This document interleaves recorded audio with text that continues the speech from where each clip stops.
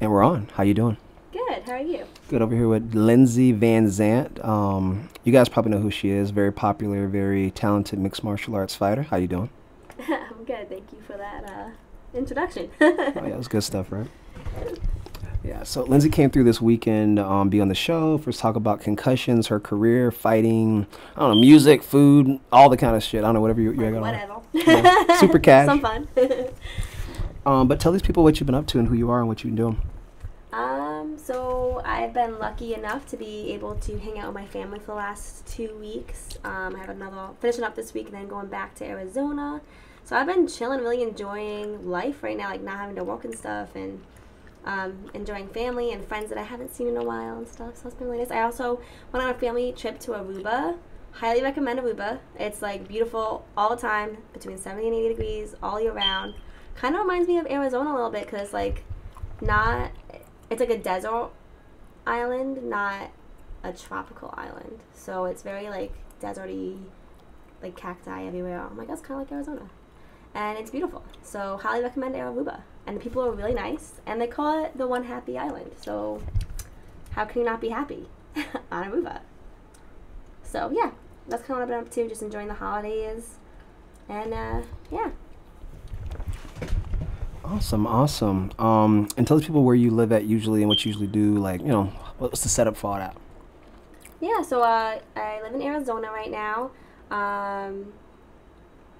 Obviously I've been fighting and training every day, all day type of thing. And then, like, recently in this last year and a half, I've been dealing with a lot of concussion issues. So I actually, like, had to take a lot of time off and not even train at all because I would get a concussion so easily. Like my threshold is like not where it's supposed to be, so I don't get hurt right now. I have to like literally do nothing, and it was really hard at first, but I've been doing it since August now, and so I mean after a while you get used to something, right? But I mean obviously I still miss like actually training. And I'm going to try to start getting back into it a little bit again, but I got to just be careful. So really, realistically, I got to take another like year and a half, 2 years off before I get back in the cage. So it's really hard to like not go 100%. So I'm like an all or nothing type of person. So I just kind of was like, let me focus on all the stuff right now. Me and my boyfriend Derek Flores have a dream to like open a gym this year and stuff. So like other things to focus on, but I love coaching. I'm still like in the sport every day, so I can't complain. I'm pretty fucking lucky. So. Oh, you mentioned your partner is also a fighter too. Is he pretty good? He's alright. I'm a little better than him. No, I'm just kidding. No, he's fucking amazing. He's gonna be fighting soon. I'm super excited to watch him do his thing. So much fun to watch. He's gonna be fighting for hopefully Combat Night. We haven't signed anything yet, but it's in the works. March 4th or 5th, I think. In Orlando, so that'll be really fun. It'll be in his like actual weight class because he's 5'2", Filipino, like short. He's finally gone up to a heavier weight, but he's gonna be actually fighting someone his size, so I'm super excited for him to have an even matchup and him to show off all his skills and do his thing. That's super exciting. Are you involved in this camp a lot? Do you guys train together? We used to train together. Obviously now I'm taking time off, but now I just watch him do his thing. But it's cool. I actually I go to his practices once in a while. I love watching him. I love filming his sparring rounds and stuff, so you can like look back on it and like go over things. But it's cool because he said to me the other day, like he likes me going to his practices and like reminding him of things because he knows that I know what he's working on. So when I'm watching him spar and stuff, like I'll yell at things to him to do because because I know what he's trying to do. So like he likes me to like kind of be in his corner when he's training and stuff and yell at things to him. But we also find out that he doesn't actually want me in his corner for fights because it's hard to mix love and fighting, man. Like he doesn't want to see his girlfriend on the side and get all he's in fight mode. So like I was in his corner his last fight, but I don't think we're gonna do it again. I want to be in the. He said he'd rather see me in the in the crowd cheering for him so he can like perform for me, versus me being in his corner and it's hard. It's complicated. You gotta figure out what like each person likes. Like I love him being in my corner. He gives me confidence and I love it. And he's a great coach. But for him, it's like, he likes to be in the zone. He doesn't want to be mean to me, so he doesn't want to like say something that's mean or something, because he's like in the zone. So it's kind of fun. Awesome. Also, I feel like as a woman, it's probably easier for you to have your man in the corner with you. Yeah, it's just a different kind of thing. Like he's like, I don't want to hug you and then be all like, ooh, love it. Like, I don't want to be lovey-dovey right now. I want to be, like, in the zone and, like, fucking hit someone. Which is, like, for me, like, I can hug you and then go punch a girl in the face and still be smiling. I don't know. It's just different. Like, everybody is also, different. I think people look at you less weird if you need him for the fight versus the other way around. They'd be like, you need your girl here kind of thing. Yeah, people just, it's different. They mess with you. It's the culture, I guess, still. It's the culture, for sure. Yeah. Because, like, I think about if my girl fought, would I want to be in her corner? Yeah, because I want to be there safety and keep her safe. But when I'm fighting, I actually don't want her there either. I'm like, no, I want you to sit down. I think it's a girl guy thing, yeah. Because then I got to worry about you. I got to make sure you're good. And yeah, like, you don't want that, like, in the back of your mind, be like, oh, my girl is yelling things to me. Like I said, he likes me yelling things to him, but I think, like, in the fight, he's so in the zone, he doesn't really need me to yell things at him. Like, he's already gotten there. Like, he's fighting, he's doing it. Like, yeah. But when you're working at something in, like, the room every other day, like, he likes me now. So it's just, I don't know. Everybody wants certain things, so we figured it out. Yeah, it's a long process as a whole too. I think figuring out what works best for you and just what you want to do. Like, I feel like sometimes we just do stuff because it's presented versus what do I want? What makes me most successful? Yeah, no, definitely. Like, especially in MMA, that's why I think it takes so long sometimes to become a champ and go up the rankings and everything, because you have to figure out what works for you with everything. Like, what should I eat before the fight? What's my best training camp like? And then it's, like, hard. Like, you have to mesh with your training partners, mesh with your coaches. And then it's, like, that can all be perfect, and then, like, you're going through some fuck shit in your life, and that fucks everything up. But there's a lot of things that have to, like, I always said the stars have to align. Like, it's not just fighting. Like, it's gotta be, like, in your path or something. It's, like, everything has to, like, work out the way it's supposed to work out. And, like, either you're meant to be a champion or you're not. But, like, I don't know. Fighting's just part of life for me, so. I hate how long MMA takes, too. It's, like, you get a fight now, you're not hurt, you just get it done. Earliest you're looking to fight again is what? It just depends. Yeah. And it's, like, in certain weight classes, it's harder, right? And then it's also depending on your record. Like, not that people are pussies now, but now people are, like, being smarter, like, choosing their fights and shit. So it's, like, my whole career, I've just fought whoever, whenever type of thing. Like, I never really thought about, oh, I want to fight this person because it's an easy win. No, like, I want the best fight. But nowadays, it's, like, you have to build your record up to look good, and you got to be smart and take the smart fights, but it's, it's just different now. And then you can't even handle those people either because, like, they're being smart. So it's, like, it's a hard thing. You get one fight in a month, that's amazing. But then you think about the weight cut, too, so. Well, then fights fall through, and then they don't make the, and just so much that goes into it. It's what if your walk-around weight is 30 pounds above your weight class? You can't take a fight on short notice. Yeah, like, that's fucked. An opponent falls out, then you might not be able to make that weight more than 2 or 3 times in a year. Yeah, that's way harder. Like, I'm lucky that I'm small and I don't have to cut a lot of weight, so it's easy. I could take a fight the next day. Are you lucky you're small, or are you intelligent enough to pick the right weight class? I mean, I guess there's really not options. To be fair, yeah, you are small. Let's say to I be fight fair. at flyweight at 125, and then I could pick, like, oh, do I want to do 135, 125? Like, then it's like a decision, right? Like, where do you feel best? The opponent. Do you want to take last minute fight? Like, yeah, and I feel like for last minute fights too, it's like, realistically, like, do you think you're good enough right now in the moment to beat that person? Like, versus getting ready for them. That's a really good point too, because, like, there's going to be certain girls where it doesn't matter what game plan you make, guys, whatever, plan you make, where they're just going to win. There's nothing you can do. There's nothing you can do, like, they're just battle fighting. There's other people where you need a specific game plan or you won't win. Yeah, you have to practice some shit to, like, block their stuff, what they got going for them, like, their best game. Like, especially, like, like we were talking about it the other day, like, striking versus grappling, like, you gotta make sure you're ready for that shit. Like, you can't just walk in and be like, I'm not gonna get taken down, I'm gonna keep the fight steady. You gotta practice that. Remember, like, Greg Jackson, like 05, 06, 07, 08, back when they were, like, a real superpower? They were just kind of game plan fighters that would, and they would just win that way. Like, remember, what was his name? Ronda Rousey's husband. Do you remember him? Travis Brown. Oh, yeah. And I remember, like, he had a couple wins where I was like, I think he game planned his way to here. Like, when he beat Alistair Overeem. Yeah, sometimes you can tell, like, their game plan was fucking good. They had good coaches, which is how they beat Overeem. Sometimes, like, those people in the corner, that does help you win fights, And then saying the right things at the right time, having a good game plan. And then when he left Jackson's, it felt like he couldn't get a win anymore. You know what I mean? It's like, just kind of... the game plan, like, maybe he was a fighter that, like, had to stick to the game plan.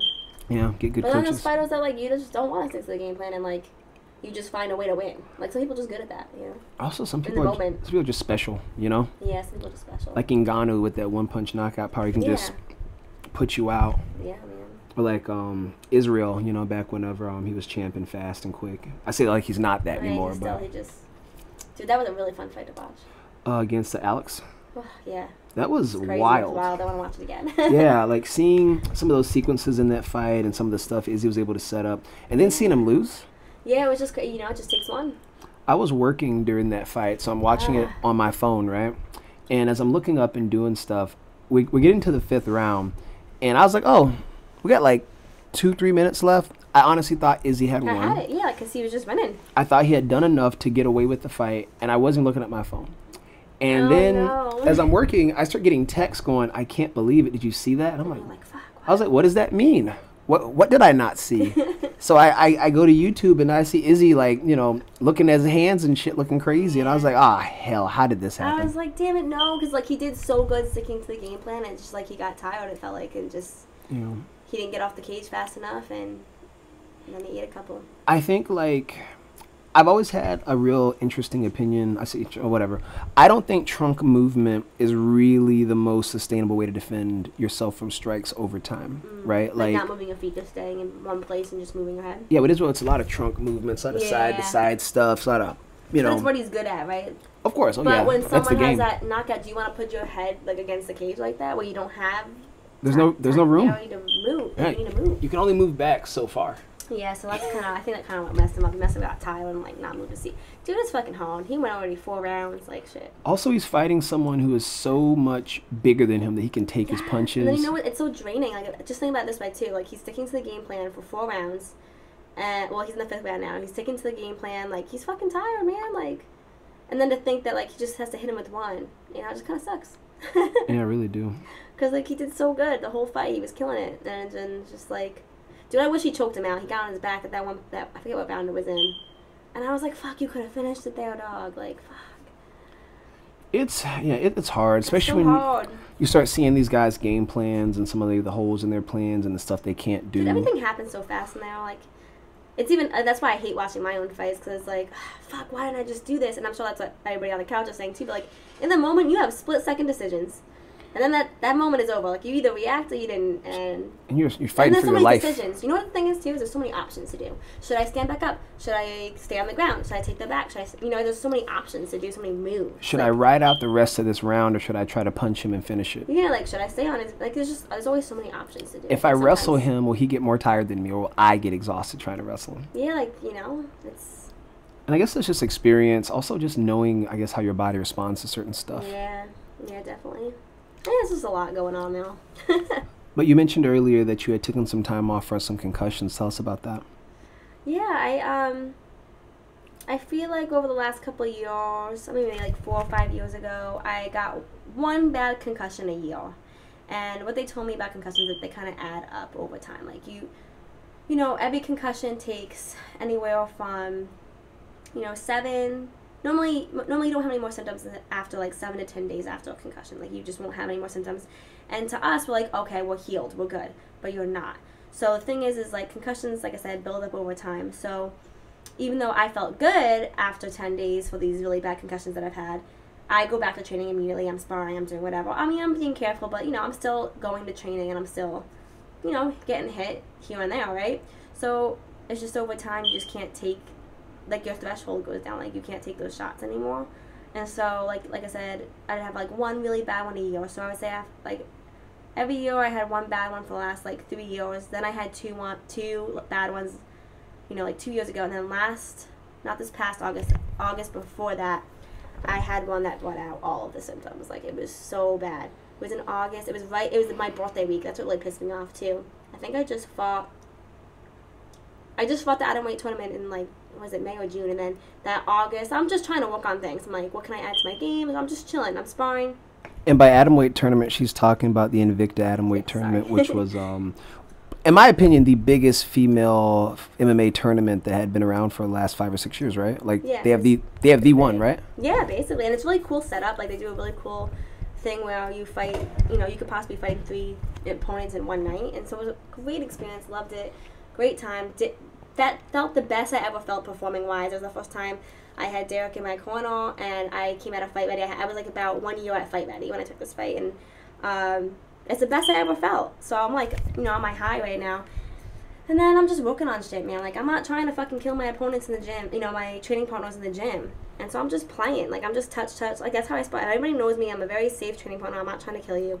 I'm just trying to work on things, always. Like, I'm not trying to win in them. I'm trying to work on things. So when people get, you know, people have ego issues and they don't like that you're just touching them, like, you know, I'm always smaller than everybody, so people don't like that shit. And then all of a sudden they're like, let me just go fucking ape mode and try to take your head off. When in my head we're playing, so I'm not ready for it. And that's what I tell, like, you know, as a coach now, I tell everybody, like, if it happens when you're not ready for it, you know? Like, I wasn't ready for it. Like, I blocked the shots to my head, but, you know, I'm still getting whacked. So, you know, one of the shots went through my glove to my temple, and it really rocked me. And, yeah, it just wasn't a good time. The first couple of weeks were terrible. I could barely walk. I had really bad headaches, like, very light sensitive, sound sensitive. Like, my vestibular system was really bad. Like, my eyes weren't working together. Like, I was always nauseous. Like, if I taught too many clients that day, I would throw up. Like, it was really bad. And that's for months. And then I finally kind of started getting better a little bit, and I started going back to training. I started to slowly go back to training, and I'm like, it was just like one day I started training with someone, and then even like a flick, you know, I'd be like, oh my god, like, that normally doesn't affect me. Like, why am I getting concussion symptoms? And then it just took a long time. I went to some concussion centers, and like nothing was really helping. And I finally found a good concussion program, and it's new over the last couple of years. It was started during COVID, so it's a very new program. So if anybody's interested and has some problems, like, find a complete concussion program.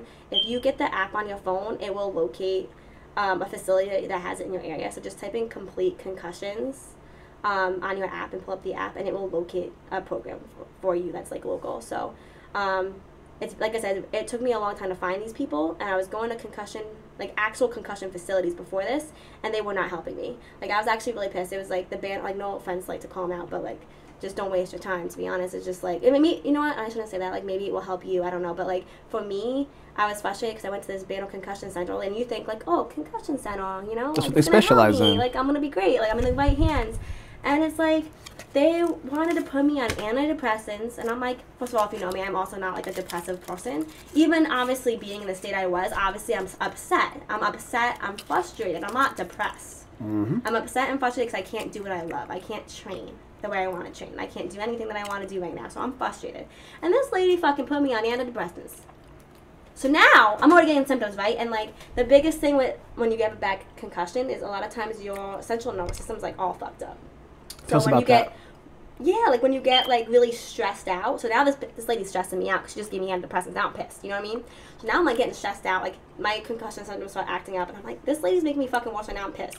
Did you take the antidepressants and did it help? Of course not. Oh, okay. If I can take that shit. Good job. Yeah, like, that's not, I don't fucking need that right now, you know? So I leave there more pissed off because they did nothing for me, nothing helped. They didn't even ask me about my nutrition.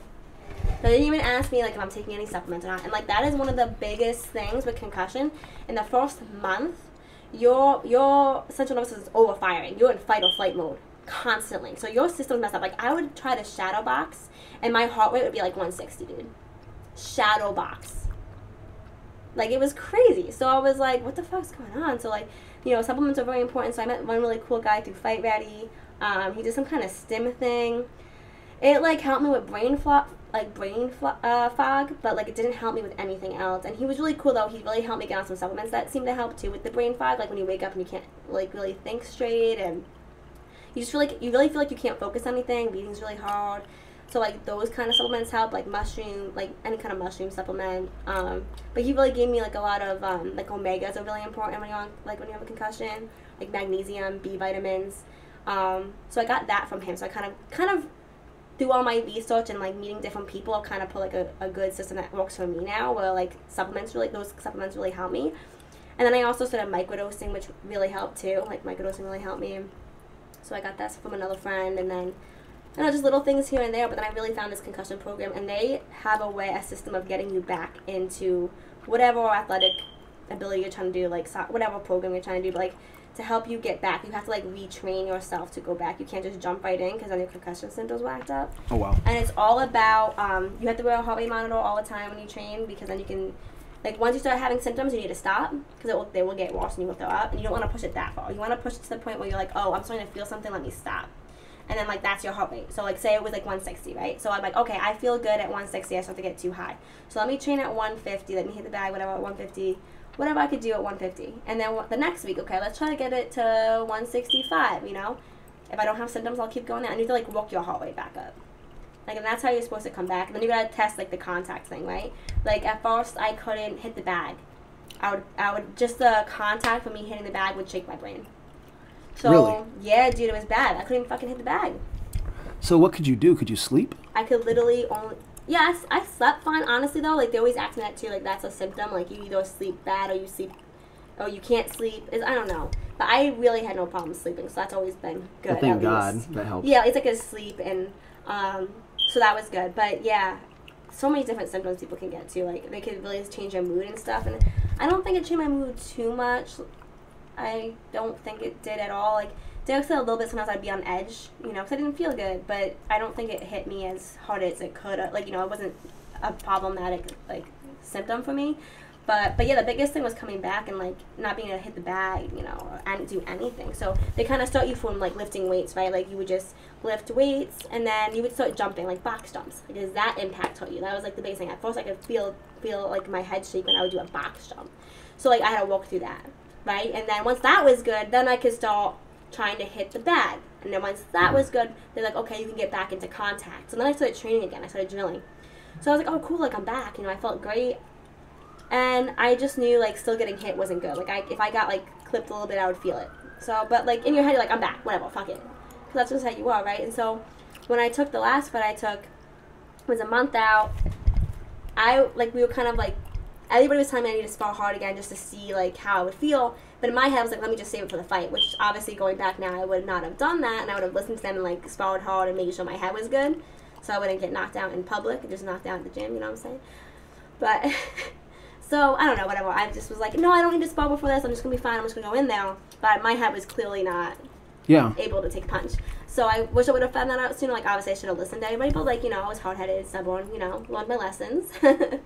What's that done for you emotionally since then, confident-wise, and just how you feel morale? I mean, yeah, obviously it's still upsetting I got knocked out in front of everybody, and, like, for me, it's just, like, I know I can beat her. Like, it doesn't bother me at all that much because, not that she got lucky, like, obviously she did put in her time and her work, and I'm happy for that, you know, Jillian DeCourcy is now the champ. Like, I have nothing against her, and I think that she, again, not got lucky, but she just caught me at a bad time. Like, I wish that she would have caught me, like, right after that tournament. I was feeling great, like, I was on top of my game, right? Like, I obviously shouldn't have taken that fight. And it's also crazy because there was so many signs that told me not to take the fight. Like, one, I couldn't train the way I wanted to train, right? I just got back. I literally only was able to train, like, my concussion, that whole process, like, I only had a month before the fight to train. And that's, like, a little too fast to come back from that. Yeah, I agree. That and the fact that there was so many other things going on in my life. My boss had pneumonia. I had to cover his classes. My boyfriend had his, like, second eye surgery that I had to cover his stuff for. And, like, you know, he was a main factor why I was, like, he's trained me so much. And he was such, like, a good coach for my last training camp. But it was hard not having him the way I had him for my last training camp, you know? So, like, that was hard, too. And I had to take care of him and do his clients. And my clients, I really didn't have enough time to train the way I wanted to train. So, like, I just shouldn't have taken a fight then, you know what I mean? But, like, everybody says, like, you know, it's a sport, like, a selfish sport, and I'm just not a selfish person. So it was, like, really hard for me to say, no, I need to focus on my fight. I was like, no, I can do everything. And, like, I'm not fucking Superwoman. I can't do everything. So, like, I think the biggest, like, lesson out of all of this is that next time I have a fight camp, I am going to be selfish, and I'm going to, like, take time off from work, and I'm actually going to do a fucking fight camp the way I'm supposed to do a fight camp. I've done my whole career on, like, 4 hours of sleep. You know what I mean? So it's just, like, and always working and doing too much. So I think the next fight that I take, I'm just going to, like, do it right. So that's kind of exciting. So. That's exciting stuff. Yeah. So a lot of life lessons. Like, I don't regret it at all. Obviously, it sucks to get knocked out like that, but I wasn't listening. Like, the universe kept telling me, like, hey, slow down, hey, don't do this, hey, don't do it, and I just wasn't listening. So, like, how else do you get someone to listen but to knock them out, you know? Like, okay, I'll listen now. I mean, it's communication is weird, and also, too, I think sometimes, as we've sterilized, which I like to call it, we've sterilized mixed martial arts a lot now, where we have these nice gyms and these nice people, and we teach jiu-jitsu to old ladies now and it's for everyone.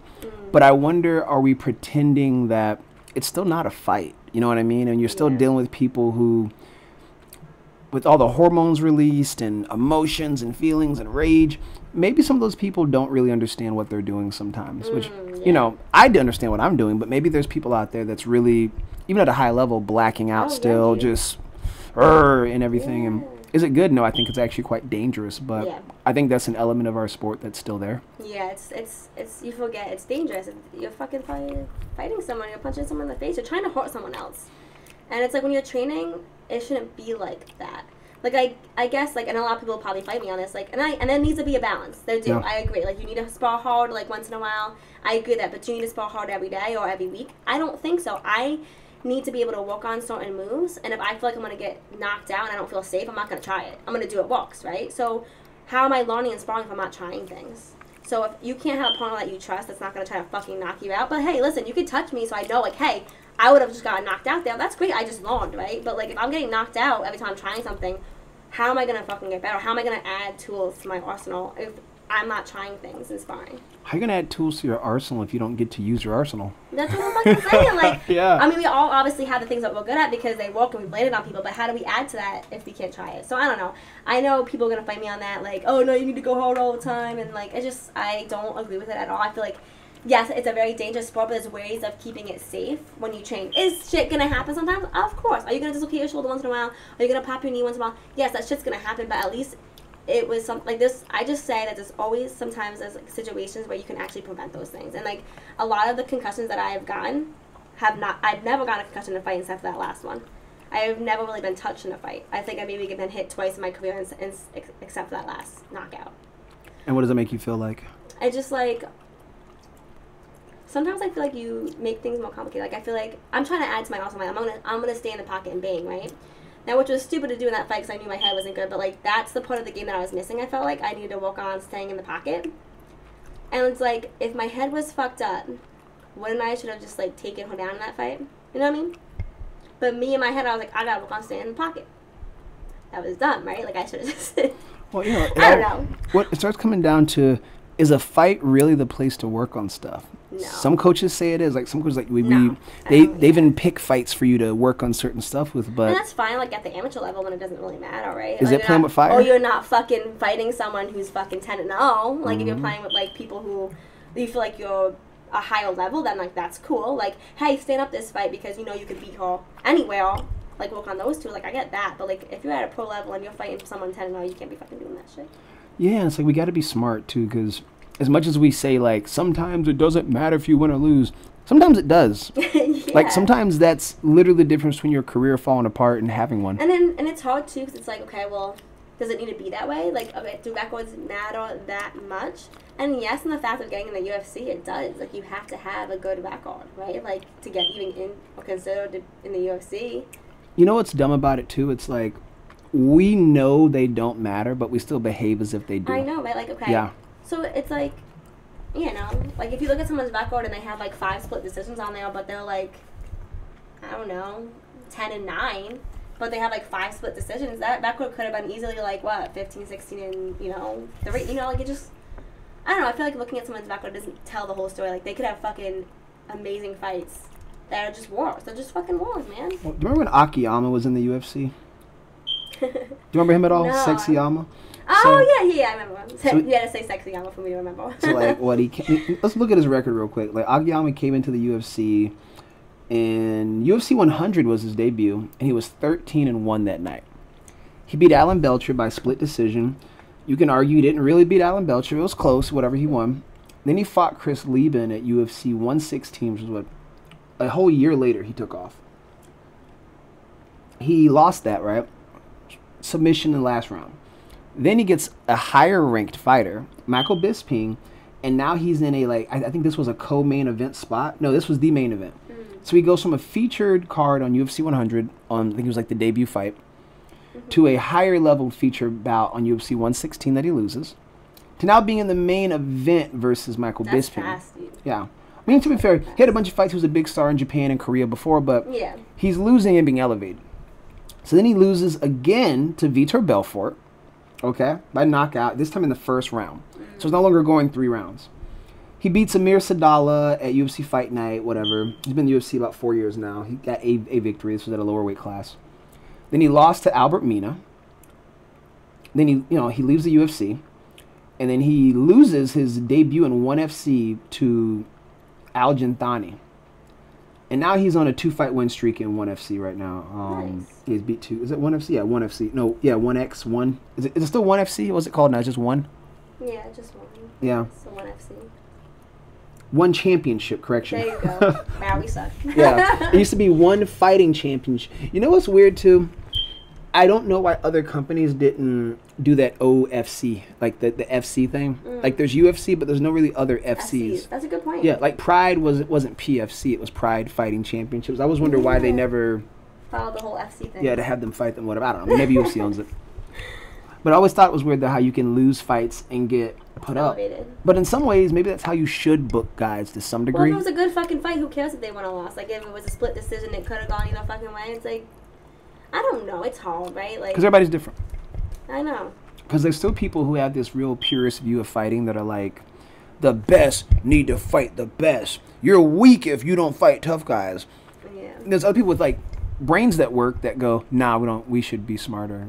You know, like Work our way up until we're ready. It's like if someone came right now who could beat John Jones, we would still need him to fight a few fights for us to feel like he earned that spot. On it, but also like get more experience so you're ready for it. Like sometimes like you could beat that person right now, but are you experience-wise ready for that pressure, for that whole experience? Like there's so much that goes into like fight week. And money is like a big thing too, because like you gotta be able to get paid for something. Like if you're facing John Jones, you better be getting fucking paid. Well, I remember it was like Chael Sonnen, one of those guys, was talking like years ago about how much money it actually costs to get a fight ready. Because like people have to pay for this stuff. Someone has to buy these things. People willing to buy a fight doesn't come until the end, you know? Like the first part is putting all those moving pieces together. And when you're John Jones and you're getting, what, $2-3 million a fight, Dude, the UFC's got to get the money to get, like, Conor McGregor can't fight right now because the money's not there.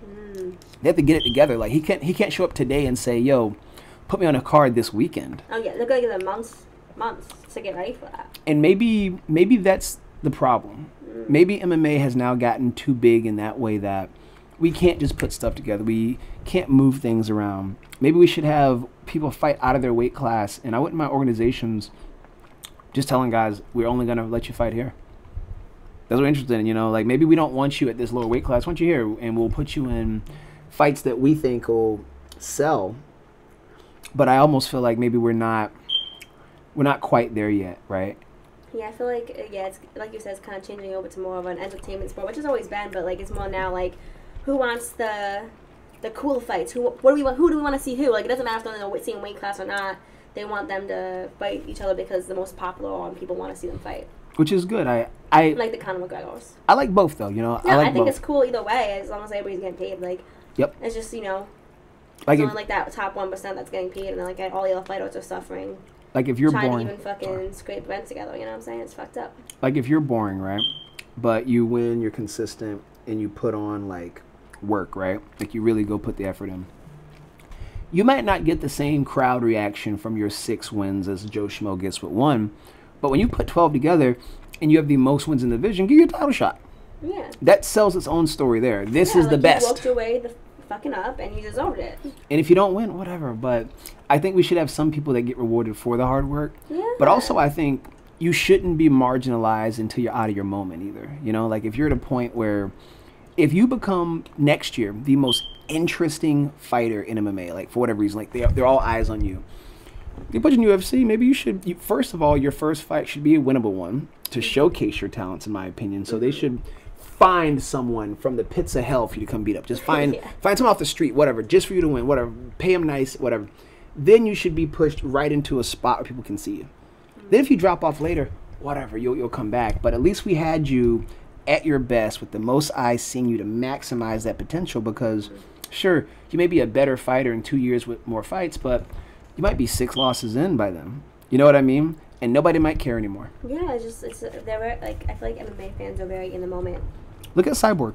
Yeah. Cyborg did all that work, lost 1 fight to Amanda. Like, yeah, and they're like, oh, she's not the best anymore. Like, she was fucking the champ fucking, what, like a decade? Like, dude, she was on, like, beating everybody and She was anybody. the best. She was the best. I guess when I started watching, Megumi was still the #1 female fighter, but like she was on a rampage. she had a good run. But post Megumi, who's better than Cyborg, right? Who's beat her realistically? She lost to who was that one girl she fought in that kickboxing fight in like 2014? You remember that?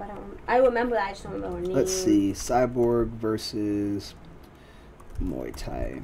Yeah, I guess the point of this is all like you lose once and it's like, oh, you're not a good fighter anymore. Like all because you lost once. Like stop, people. Like it's crazy. Who was that? Cyborg versus Jarena Bars. Yeah, like I remember that was an interesting fight because at that time Cyborg was like still #1. The Ronda fight was looming, and she took a Muay Thai fight against undefeated. No, it was a kickboxing fight against Jarena Bars in the middle of her just beating people. You remember that fight? I do. That shit was nuts, and I had never actually saw Cyborg get beat up before, and I was like, ah. You're like, oh shit. And again, it's like a different sport, so props for her to just jump in and fucking kickboxing, right? Like, for no reason, just to do it. Like she's a fucking boss. While she was still champ, by the way, and I think. Yeah, like that's a risk that people don't like give her enough credit for. Like she could have just chilled and had her belt, right? But like she fucking put herself out there to get better and like challenge herself. And I also think that's someone understanding what this is too. It's like we got it on right now. You guys. I think people forget too. Like those are different sports. There's different rules of different judging. Like it's not the same. Also, fighting a person who's only fighting people who punch versus fighting a person who fights everything is totally different. Oh yeah. Like Cyborg's bringing the violence. She would have fucking like Peep her nose. The fight just started and that jab's already busted her up. Damn. That's crazy. It's so much different when you can just take someone down. Oh shit. It was wild. That mat looks really slippery. It does. I mean, all those icons on it and stuff don't help. When I fought in Rising, like the mat was so different. Like the texture of it, it was so slippery. Right now, for you guys can't see us, we got the first round on of Cyborg versus Jarena Bars, and we're looking at Cyborg. Lion fights. Is that what it is? Is this lion? Yeah, I think that's lion. Yeah, lion fight. They used to be fun. Oh yeah, we've been to a couple. Yeah, they do a nice event, and from what I've heard, the promoters are relatively nice people, and they're cool. Seem chill. Had a buddy of mine that was competing there for a while, and they made a whole division around him and a belt. They really like hooked it up for people that are kind of selling. Oh yeah, it's sad that like Muay Thai and kickboxing isn't more popular. I think we gotta clean it up a little bit. It's like we gotta try more presentations. Like you wouldn't want to do that takedown right there. Like shouldn't that be a penalty? Yeah, she didn't be allowed to. She like hooked the leg and everything. Like yeah, she put her on the ground. Yeah, like that doesn't count. I wouldn't mind seeing Muay Thai cleaned up a little bit. Like I want them to kill a lot of the traditional views. I want them to get rid of a lot of the stuff that makes it feel like this old art. Unless it looks like with an NFL style presentation. Modernize it a little bit, yeah. Maybe look like NFL a little bit. Let's see. Maybe people like that because it's still people punching each other. But I wouldn't mind seeing variations of them with rash guards on. I wouldn't mind seeing different music. Maybe get them out of the ring, get them in something else, like karate combat. I would never do that, but I think the idea that's cool. Yeah, it's fun. Yeah, maybe it does need a little change or something, right? Because whatever they're doing isn't working right. It's not popular. So, like, why don't somehow you do something to make it popular? Honestly, I think One's doing a good job of, like, having a stage where you can do it all. No, Cyborg looks mad tired, though. I totally agree with you. Look at her face. Yeah. Not ONE FC. What's it? Karate Combat. Have you seen that one? I have seen that a little bit. Not combat. Try to feel like Mortal Kombat. Wasn't that like what GSP was kind of like being a judge of or something like that? Yeah. Like, wasn't he over there doing something? He was involved with them, and I don't know exactly. That's the only reason why I knew about it, because I remember like GSP like promoting it. I'm gonna put some Ross on. I like Karate Combat. I would never do it, like at all. I would never be a part of this because I don't know. I don't want to get knocked out in this like ring. Wow, see, I haven't watched it yet. This is a cool like little ring. I've actually never seen it either like this. And they wear MMA gloves too. That's pretty dope. It's fun. They have like their belt and their karate pants, and then they just have the gloves. I like the idea because. But it's not like point, right? Like they're actually hitting each other. Yeah, it's a stand-up fight. That's kind of dope. I like the idea because sometimes we need to see other styles represented. And look at the people there. You can tell everyone's, some people are dressed nice in the crowd. There's not a lot of people there, though, which is interesting, right? Yeah, they don't have a big crowd. It looks like they're. I don't even. The setup looks like they're in the middle of a city. Looks like outside. It looks futuristic too, doesn't it? Yeah, it kind of looks cool. I just like the whole, the way the walls are. Like, that's pretty cool. Like they're in this little sand pit, but it's not sand. You know, it's like mat. Do you remember the Yama pit? Are they allowed to take down? Apparently. Is it MMA? He's looking at the ref like, what the hell? Yeah. Did they stand him up? Yeah, they just set him up. So you're not allowed to take down. Okay, he just told them. He said no. No, yeah, he was like nothing below the body, like hands like grabbing. These rules look kind of like Sancho a little bit, but this is interesting. It's interesting watching them fight like this because I like MMA gloves. Like kind of jump off the side, like Anthony Pettis style. See, that's cool. That is cool. Like use the wall, the slanted wall. How high can you get? I wonder. That's not a good look for him. He should not be in the corner. That Yeah, was nice. because stuff can happen with that ground changing, that level. Right. Though this is what I do hate though, with the shape of the cage, it's of a ring, whatever you want to call it, pit. I hate that they can't take each other down because takedowns would be cool against the side of this. Right, that would be cool. Imagine having someone against this. How do you train? You have to like make a wall like that. Imagine taking someone down there totally flat. Like, they're gonna slide down. It's like a 40-degree angle. You can beat them up from there. That's pretty cool, yeah. Or would lay on them. Or to make wall walking just easier. But where do you walk to? Yeah, at a slant. Like yeah. You can't throw from there. Yeah, look at him. It would make grappling interesting from there. That would be different. Yeah, karate combat's cool. I would, like I said, I probably wouldn't do this, but if they sent me free tickets, I would go. Yeah, no, it looks fun to watch. So if you guys watching at Karate Combat, send us some stuff. Yeah. Put us on. Yeah, that's pretty dope. I mean, I like that there's more fighting. I like that there's like a lot more new stuff coming out. Well, everybody's trying to have the next big thing, right? So there's more coming out. Oh, what? Shit. I love when people just look at the ref like, you gonna allow this? Oh shit! Like, why is he pissed? Like, dude, don't stop fighting. Like, the ref didn't stop it. Oh, you can beat him up over there? What? Is he gonna stand him up? This is awkward. I don't really understand what happened. The ref stopped it now to like let them up. Okay, now they're still going in. Yeah, but it took him a little kind of long, no? It did. The other guy looked confused. Ooh.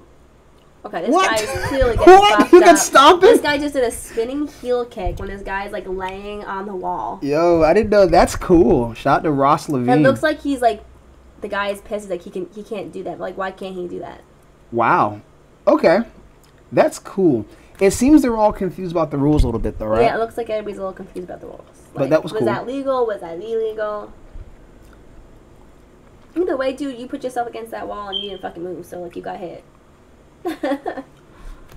Yeah, that was cool. That was fun to watch. I haven't watched that. Thank you. Yeah, I've actually never watched a full. I watched some of the clips. That's fun. Would you do this? Yeah, it was really fun. You said, "Oh yeah, I'll I would get miss like I just love MMA because you can do whatever you want, but that's fun. Have you seen the slap league stuff? Oh fuck the slap league, dude! Who the fuck came? That's crazy. I don't like but this. How much are they getting paid for that? Like that's insane. I can't be getting paid that much. Like. Well, they must because it's like all over the place. There's no way they're not getting paid for that. If they're getting paid more than I'm getting fighting, which is probably like most likely, I'm just pissed. I don't like it because it's guaranteed brain damage. Yeah, and they're kind of psycho. It's like the more someone smiles when they slap them, like the happier people are. Like, and I don't understand what it is. Wild. Like, how do you train for this? Are you just working your neck out? Like, also, are these girls fighters? Like, they who don't look like fighters. I mean, they're wearing skirts and sports bras, looking all. Why is Arnold? Like, who are the people that do this, and where do they find them? Like, right? Like, it's like a lot of. These look like, they just try to find like the sexiest girls and then have them do a slap contest. It looks like they're OnlyFans girls and TikTokers, to be totally honest with you. Like, yeah, and then they're just slapping each other, like bitch slapping, like right. Yeah, I would. Do you know what I would rather watch? And then they're like their hair is down and like flipping their hair. I would rather watch a body shot league or something where they can just maybe get in there. Instead of having like brain damage. Like body shot league would be fun where they can get in there with some small gloves. Look at these big dudes though that are doing it. Like that's so dangerous. There's no way. It's dumb. Look at these guys, and you can't turn. Like you have to stand square with them. Like what are the rules for this? You can't step. Is this a weight class? Do they weigh the same? I don't know. They don't look like they weigh the same. It has to be weight classes though, right? Yeah, like how are they matching them up? Also, do you win if you lose, or do you only win? Is that a sponsor on his arm? They were sponsors in tape. This guy's got like a sticker on his arm, and it looks like his sponsors. Wild. Yeah, we're watching the hardest slaps from the Slap Fighting Championship right now. Wild people. This is great stuff here. Oh my god, that almost looked like a punch. Yeah, this guy just got like slapped. An overhand. He ate it very well. I love when they have mouthpieces and like that's gonna save them. That too. I wonder, what is the mouthpiece for? Is that to stop a concussion? Is that the idea? Like, yo. So I actually, that's a good point. There's a couple of concussion podcasts out here, and the guy who brought about the complete concussion program that I mentioned before, he has a podcast. And I actually was just listening to one on helmets. Oh my god, I got knocked out. Oh, he's unconscious. Wow. Oh my god. Right on the chin. So I wonder, is there a technique on this? Sorry, but going what you're saying. There has to be. That was wild. Like, is there a way to literally slap have people someone behind them so they can catch them when they get knocked out. How do you, like, I wonder, is it like, why is it there was a timer? Do they have like a time to get back up so they can do it again? Have a standing 8 count? That was wild. Like, is it really a slap? You're hitting him that with was this? the palm of his hand. That's what knocked him, dude. Yeah, is it really a slap at that point? No, like, that's a fucking because, like, palm that's loud, but... Like, that's a thud. That's like, yeah. Is that really different than just a punch at that point? Like, nah, man. That's fucking... Yeah. That's crazy. Wow. But, yeah, there was a concussion. I was listening to, like... Yes. He was talking about mouthpieces and you know, helmets for, like, football. And, like, the helmets help with concussions. You might still get like a slight concussion or a concussion, but what the helmet does is just, instead of it impacting on one spot of the brain, it like, the helmet absorbs some of it so it spreads out. It's not just like targeted to one area, and that's why helmets help.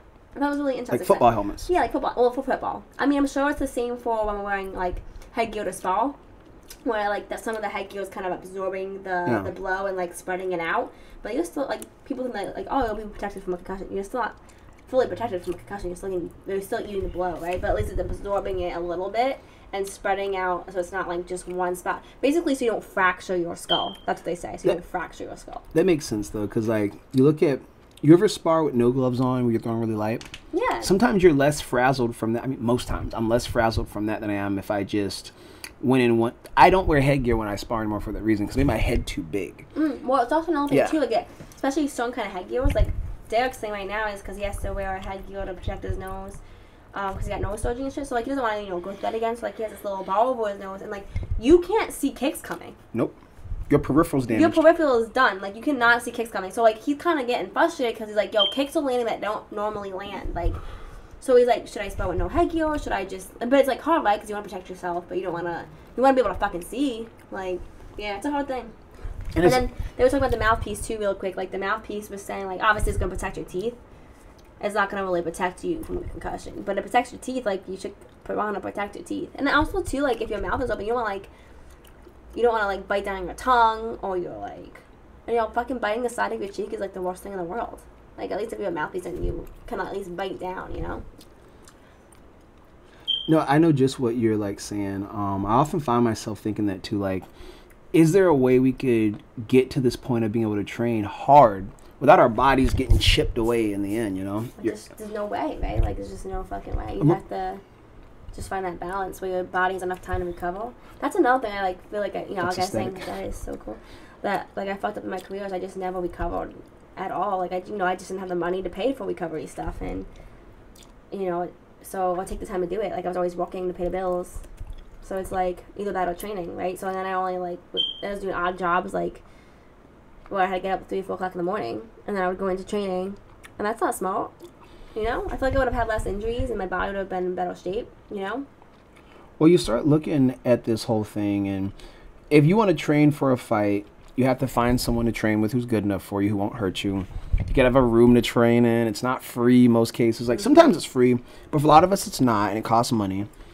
And if you're at that mid-level where if you're really shitty and you can't, I say really shitty, if you're really beginner and you can't do a lot of stuff yet, right? It might be free then because you're just a body and it doesn't matter. But then you start getting better where you want to work with certain coaches, and unless you can offer something to the room, guess what? Now you have a fee to pay, and you become a professional. Okay, now other people want you around and they want to, get you to help them. But then you become like a real good pro. You need good pros to work with. It costs money. Yep. It might be expensive to fly out someone who's good enough wrestler, who's your size, get you ready for this girl who's an Olympian. Look, yeah. So it's like it gets harder. The better you get, the harder it gets if you want better opponents. And the sad part is like you're still not getting paid enough to even do any of that. So like how are you supposed to get ready for a fight? and maybe that person has the money and you don't. It's just not fair. Well, think about it. What's a fair number to ask? What can they afford? You know what you're worth, but what can they afford? Yeah, because it's like, what promotion are you in? Do they have the money to pay you? It's just really complicated. Can your friend afford to take time off from their life to go do this? Yeah. You know, think about like how much, you know, when you were working full time, think about how much money a weekend really was for you. Some of those weekends you needed to pay your bills. That's what I'm saying. Like, you would love to go train, but you couldn't. Obviously, I'd rather be training. And then what? Like, then I get up at 9 and I'm like, okay, let me go at least hit the bag so I feel better and like I got something in, right? And it's just like, okay, well, let's not sleep at all. This is the first time in my life I'm like sleeping like 7 to 8 hours, and I'm like, wow. You're like, the day is long. I feel like a different fucking person. This is what it feels like to not be tired? Yeah, like I'm like, oh wow, I'm not always tired and dying in the middle of the day. Or like needing a nap. Like, this is great. It's life changing. Get your sleep, people. That's how it usually works too, where it's like, do I have time to get all this stuff done? Can I get this stuff done? Mm-hmm. And then you sleep for a while and you start feeling really good about yourself. Your real life comes back. It's like, man, I kind of want to go back to getting some rest again. This is nice. It's fucking nice. It's just a different person. Like when I wasn't working during COVID and I started like working a job again, it was like 8 hours. It was like, ugh. It's terrible. Yeah, this is too long to be not at my house doing things I want to do. Yeah. I think COVID really changed a lot of things for people. Oh, yeah, it did. You know, it's going to take a while for us too. I didn't realize in BKFC they have a circle to stand on in between rounds. Yeah, right? Did you see that? I did see that. Interesting. And I got offered to do bare knuckle a couple of times. But, again, different sport. And, like, I'm focusing on MMA, so I, like, toned them down. But also, they won't pay me a lot. They're going to pay, like, $2,000 to $3,000 to do bare knuckle. To get your hands broken? Like, are you fucking kidding me? Your face smashed? Like, that's not enough, dog. Well, you got to pay me way more than that. The issue I have with BKFC is it's impossible to do this without losing something, it looks like. Well, fighting already takes a lot out of you. Now you're telling me to do bare knuckle where, like you said, I could break my hand and, like, mess up my face worse. Like, do I want to do it? Yeah, it sounds like fucking fun. And a cool bucket list to check off. Like, hey, I did bare knuckle fighting. But, like, it needs to be at least worth it, dude. Like, that's wild. And this has been around for a few years now, and people seem to like it. Mm. I don't know what. It's been around now, what, 4 or 5 years? Yeah, right. I remember when it first came out, I was like, oh, shit. It started 3 years ago. I'll be honest, though, it still doesn't look the way I thought it would look. Yeah, what were you thinking? I want full hand wraps. I want them to be white. I think white hand wraps, gauze is what I would like. Not like that cashew, like some nice piece of, like, you've seen Bloodsport, Kickboxer, that kind of stuff. Like, yeah. Like, I think that's a good look. look. Just hand wraps? It's just hand wraps, and their knuckles are exposed to make it bare knuckle. But I want the knuckles wrapped too. I don't actually need to be bare knuckle. I want them in hand wraps with casts hitting each other, I guess. Okay, well then what's the point? Why don't they just put gloves on them? Well, because the gloves, you know what it is? You're looking at a smaller surface area. And I think the idea here is just without the cushion to protect your knuckles, you got to be smarter with how you throw it. That's true too. My only thing is, I wish this was bare knuckle kickboxing versus boxing. Yeah, that'd be way cool. I agree. Because I want to see kicks. I want to see leg kicks. I like the small ring, because I changed my opinion when I saw this. Like right now we're looking at Paulie Malignaggi versus Artem Lobov. Paulie can't set up his jab. No, yeah, he's having some trouble with it. If you watch Paulie's game, it's behind a jab, pop, pop, pop, pop, pop out. He can't set that up. He can't set his jab up because, at least for mom, it looks like Artem can just walk him down. Artem's also not biting on his fakes. Yeah, at all. And without the gloves there, and if you add like an extra 3 inches to Paulie's punches, if he had gloves on, he'd be hitting him. That's a good point. You know what I mean? Like, think about it. Just at just a little bit here. And those punches. That's got to be something you got to get used to in training, right? The first time I put on MMA gloves after wearing like straight up Muay Thai gloves for like a year of just it's like different, right? Yeah. I couldn't hit people anymore, and my hands started doing weird stuff, like wanting to. I was like, why am I wanting to do that? I was because with big gloves on, you can't do that. Yeah. I can just windshield and do. I don't know. It's harder. It's just different. Surface area where they are when you're punching them, a jab. You know, like you're not into my jab with my hand. I got to come forward a little bit more to be able to do anything. I don't know. That's just me. Maybe also too. Maybe you know that they can hit you different places, so you move your head different. You know. Yeah. Paulie looks very uncomfortable though. Yeah, he does.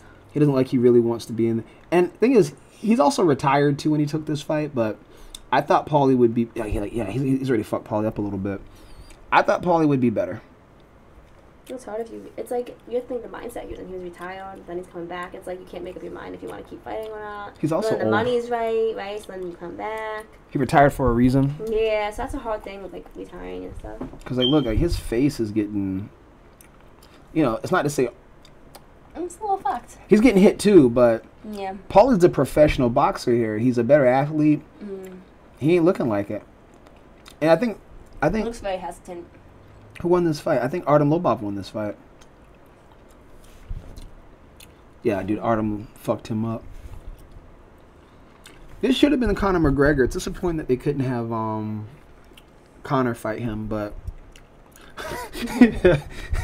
Artem Lobov. He said what? Wait, he was surprised? Yeah, he thought he won. What? Wild. I like that nice, genuine face they give after the fight when they're nice to the opponent, though. To me, that's like my favorite part. I just love it after you can like hug someone and like show respect, and at the end of the day, we're just making each other better when we're fucking fighting. So I don't know. People get take shit too seriously sometimes. I dig the black gloves. We don't want to keep you here too long. You gotta let's not catch a flight, but you gotta catch a drive out of here. But tell people where they can find more of you. I'm on Instagram the most. Like I'm trying to be better at social media. So damsel_MMA for my Instagram. I did start on OnlyFans. I won't be on there for long, so catch me for Damsel MMA on OnlyFans too if you want to chat. We'll link y'all to that. Have a good time. But yeah, that's where I'm at. I'm just chilling. Hit me up. All her links are going to be in the bio, even the fun ones. We'll see you guys soon. Thanks for watching.